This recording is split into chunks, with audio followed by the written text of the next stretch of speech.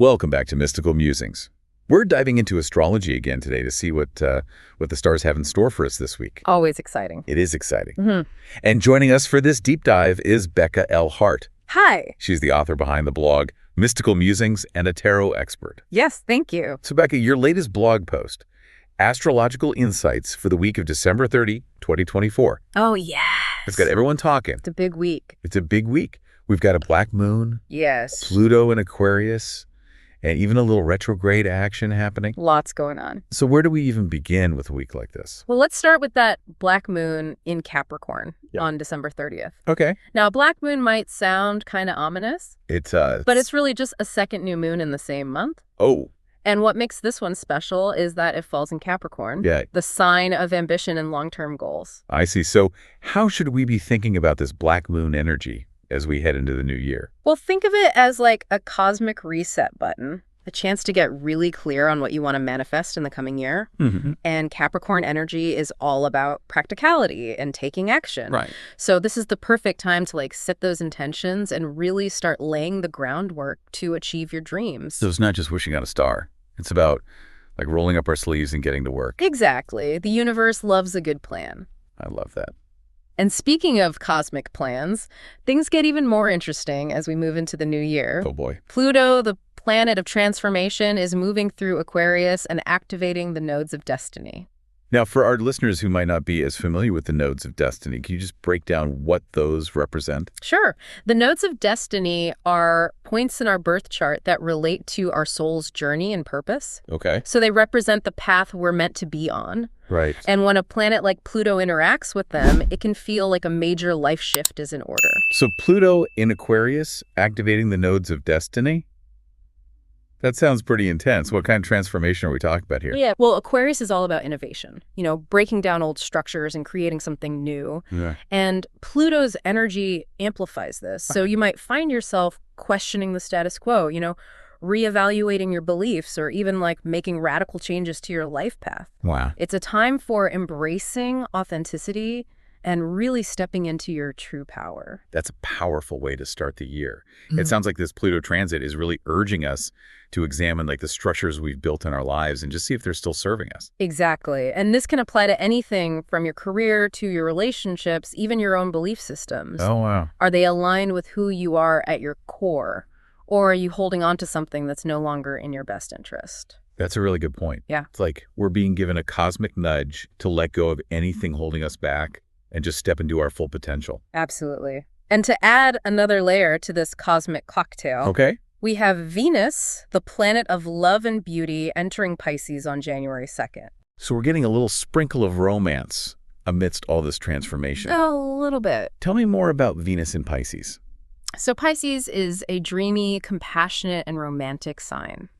All right. So Venus feels right at home here. Right. This transit heightens our sensitivity and encourages us to connect with others on a deeper, more soulful level. It's a beautiful time for expressing affection, nurturing relationships, and just cultivating empathy. So even though we're in the midst of some big life changes, we can still find moments of connection and love. That's reassuring to hear. Absolutely. But then we hit January 3rd and things take a bit of a turn. With Mars retrograde and Leo opposing Pluto. Yes. January 3rd is definitely a day to mark on your calendar. Mars retrograde in Leo is all about revisiting our passions and how we express ourselves, while Pluto in Aquarius challenges us to dismantle outdated structures. Right. And when these two planets oppose each other, it can create some tension and even power struggles. Okay. Especially with authority figures. So how do we navigate this potentially explosive energy on January 3rd? Do you have any tips for our listeners? Well, first and foremost, remember that Mars retrograde is like hitting the rewind button on our actions. Okay. We're being asked to slow down, reassess, and perhaps revisit old projects or issues before moving forward. This can be frustrating, especially in Leo, which likes to take charge. Right. So patience is key during this transit. But what about that clash with Pluto? How do we handle that? It's important to be mindful of how you're asserting yourself. Avoid getting into power struggles or trying to force your will on others. Instead, focus on channeling your energy constructively. So finding healthy outlets. Yes, like creative projects or physical activity. And most importantly, connect with nature. Okay. To ground yourself and release any pent-up frustration. That's such great advice. Sometimes a walk in the park is all you need to reset your energy. Absolutely. And speaking of resetting, this seems like a good time to remind our listeners about your incredible work. Oh, thanks. For those who want to dive deeper into the world of tarot and astrology, you can find Becca on her website, mysticalmusetarot.com, on YouTube at Mystical Muse Tarot, and of course on her blog, Mystical Musings. Yes, lots of resources there. Lots of great resources. And for our listeners who are ready to take that personalized journey, Becca also offers personal readings. Yes, I do. And as a special bonus for our Mystical Musings listeners, the first 10 people to book a reading can get 10% off using the code FIRSTD10. Awesome. I love offering those special discounts for your listeners. It's a great way to connect with new people and help them embark on their own mystical journeys. Exactly. Well, we'll be back after a quick word from our sponsors to explore the specific forecasts for each zodiac sign. Sounds great. Don't go anywhere. There's so much more cosmic wisdom to unpack. Lots to come. And we're back, ready to really break down these forecasts for each zodiac sign. Becca, what can our listeners expect from the stars this week based on their individual signs? Okay, well, let's start with Aries. Aries, you might be feeling a bit more introspective than usual this week, especially with Mars, your ruling planet, retrograde and squaring off against Pluto. Oh, boy. This can bring up some self-doubt or make you question your direction, Right. But the key here is to remember that challenges are opportunities for growth. So instead of getting discouraged, use this energy to reassess your goals and just make sure they're truly aligned with your heart's desires. So a time for Aries to do some soul searching and maybe course correct if needed. Exactly. What about Taurus? Taurus this week is all about finding comfort and stability amidst all this cosmic chaos. Okay. The energy is really supportive for connecting with loved ones, creating a cozy atmosphere at home, and just indulging in some self-care. Nice. This is also a great time to start planning for the future. Oh, yeah. With that black moon in Capricorn activating your sector of long-term goals, you have the power to really manifest your dreams into reality. Sounds like a perfect week for Taurus to recharge their batteries and set those intentions for the year ahead. Now, Gemini, what can they expect? Gemini, you might be feeling a bit scattered this week with your ruling planet Mercury squaring Neptune. Oh. This can lead to confusion, misunderstandings, or difficulty focusing. Okay. The key here is to avoid making any major decisions or signing any contracts until the fog clears. Got it. Instead, just focus on activities that bring you joy and allow your mind to wander freely. Inspiration might strike when you least expect it. So a time for Gemini to embrace the flow and really trust their intuition. Yeah, go with it. What about Cancer? What guidance do the stars offer them? Cancer, your emotions might be running high this week, especially with the moon transiting your sensitive sign. Okay. It's really important to be mindful of your energy and avoid taking on other people's baggage. Right. This is a time for nurturing yourself and setting healthy boundaries. If you feel overwhelmed, don't hesitate to retreat into your shell and recharge those emotional batteries. Self-care is definitely the name of the game for Cancer this week. Now, Leo, what's on their astrological horizon? Leo, with Mars, your ruling planet retrograde in your sign, you might be feeling a bit frustrated or like your energy is blocked. This is a time for patience and introspection. Okay. Instead of pushing forward, focus on revisiting old projects or passions that light you up. Okay. You might discover a new approach or find a way to reignite your creative spark.